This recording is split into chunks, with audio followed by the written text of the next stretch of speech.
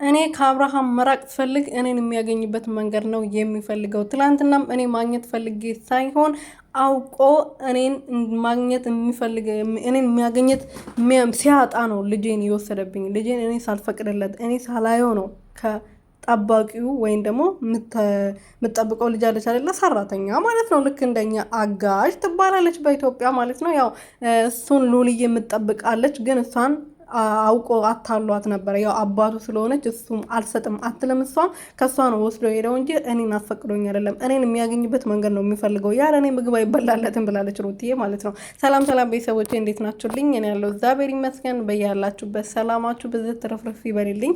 ለዚህ ቤት ለዚህ ቻናል አዲስ የሆናችሁ ሰብስክራይብ፣ ሼር፣ ላይክ እያደረጋችሁ ቤተሰብ ሆኑልኝ። እንግዲህ ሩትዬ ዛሬ ከዴቭ እና ከቡዜ ጋር መታለች። የኔ ንግስት እንዴት እንዳማረብሽ የኔ እንቁ ማለት ነው።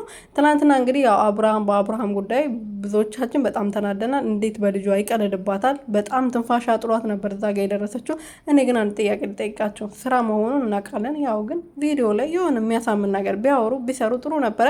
ሩቲ እንዴት አወቀች አብርሃም ያለበትን ቦታ? ስልክ አላነሳለኝም ስልክ እያነሳልኝ አልነበረም። በጣም ደንግጬ ነው የመጣሁት ምናምን ብላ ስታወራ ነበር አይደለ? ሁላችንም እንደሰማ ማለት ነውና እንዴት አወቅሽ ቦታው?